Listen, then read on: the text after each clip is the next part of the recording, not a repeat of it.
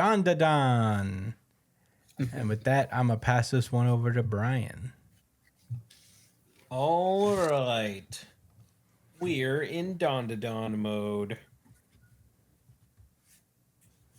Okay, so the chapter picks up where we left off with giant worm machine gunning a bunch of fucking frozen sharks at a typhoon. Yeah, the sentence that I never thought I would ever have to say.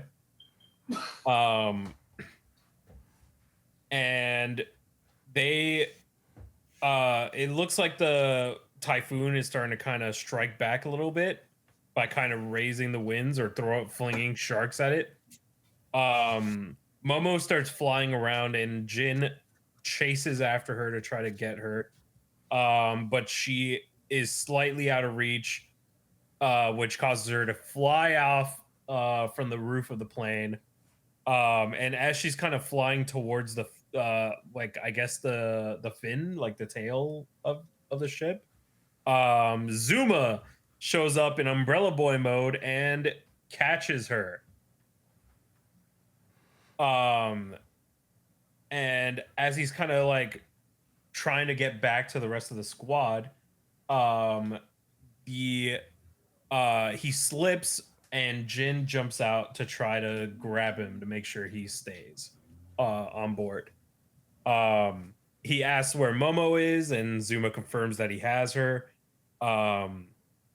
Looks like maybe his blindness is starting to wear off, which is pretty good. Pretty great news, one might say.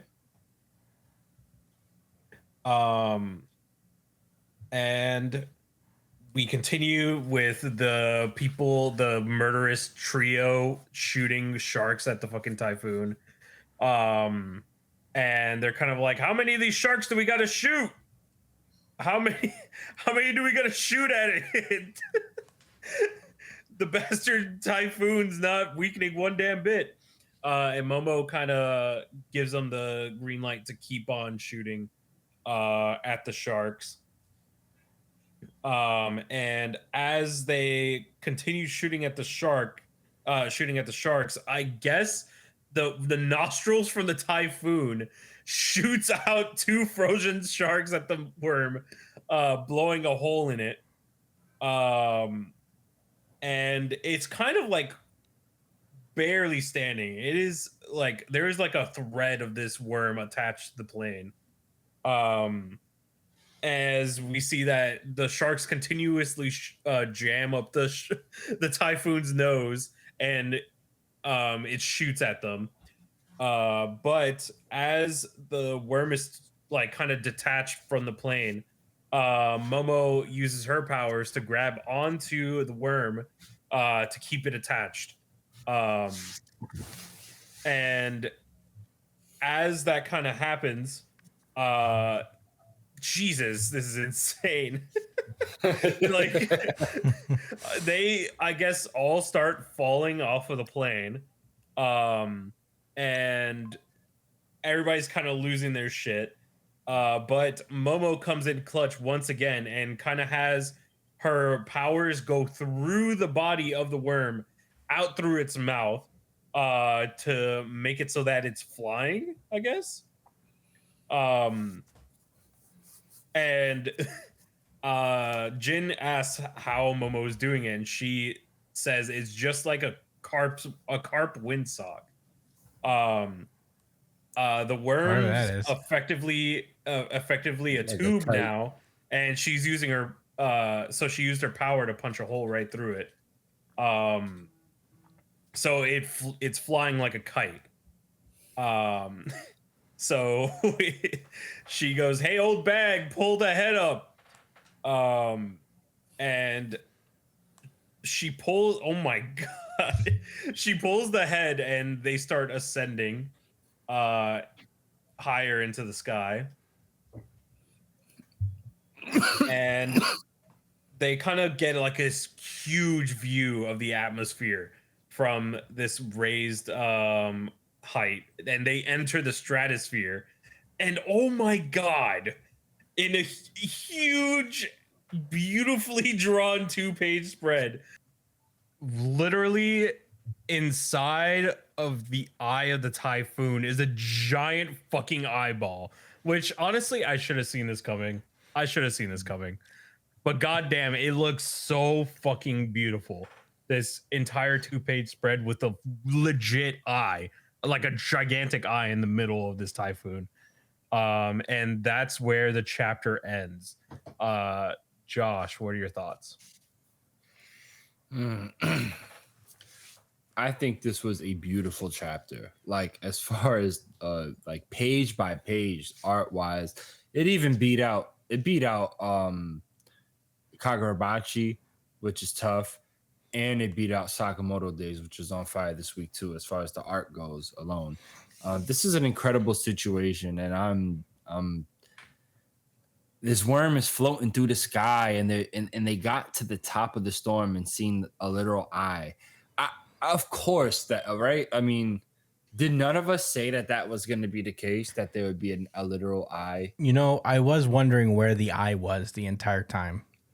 That's what we said. We was wondering, oh, there's got to be some eyes, right? And of course, at the top, it looks. This has to. The worm. I was so concerned when it got blasted. I was like, no. I'm invested in. No, I'm invested in the worm evil son. Now. Not worm son. Yeah, but nigga, the nose blast from the sharks. The snot rocket. Snot rockets. Oh my god, that shit did heavy damage. Blow. Bursted through that worm. Oh, what a great chapter. And I mean, the protagonist of this series, Momo-chan, she continues to be so clutch. She continues to be absolutely clutch. I love how the author uses, makes her really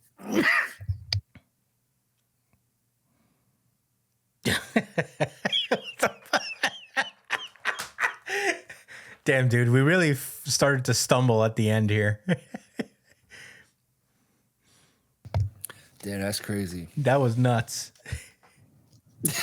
What just happened there? I don't know. So anyway, those are my thoughts. Awesome chapter.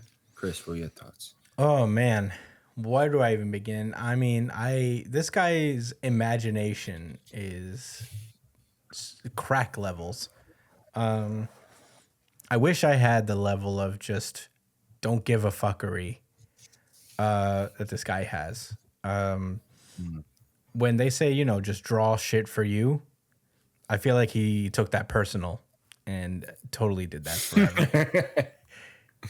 Because I don't even know how he came up with this shit. Jin is so cool. Not Jin, sorry. I don't know why I called him that. But Zuma is so cool. Umbrella Man, that shit, when he popped up from the ship's cabin, and then he used the umbrella, and then it twisted around until it like brought Momo down to his hand. Fucking cool. His design is edge in the best way possible. I think Zuma is like one of my favorites of this series. The snot rocket nose sharks things, that was really funny. It's just creative. I'm kind of in awe of the creativity that Dandadan has sometimes in their situations, because who thinks of this shit? What are you smoking? But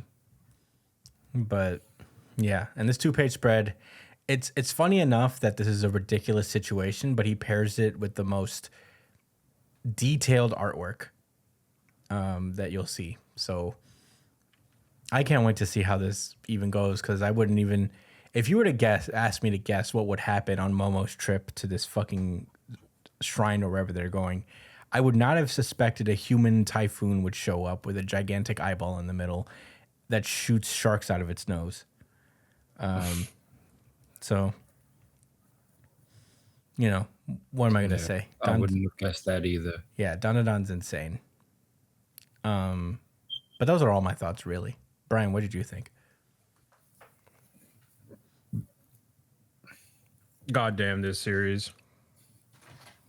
It's so fun. And honestly, at some point, I need to frame one of these panels on a wall or something at some point.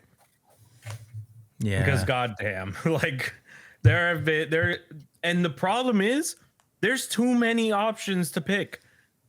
There are too many fucking amazingly drawn 2-page spreads in this series to pick which one would fit on my wall. And if I picked all of them, they wouldn't be able to fit on every part of my wall. You know what I mean?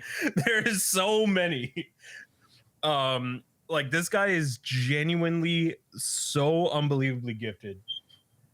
In not just in like drawing, but in the way that he like the way that he's like his creativity, like Chris mentioned, and even his writing isn't like, it's so unique to its style. You know what I mean? Like it what's the word? What's the phrasing?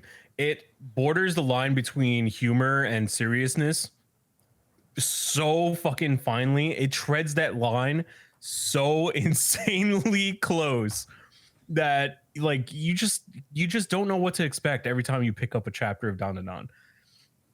Like 1 second you're in an insanely heartbreaking backstory, and then the next second you're shooting snot rockets out of a fucking snot rocket frozen sharks at a plane. Like it's insane.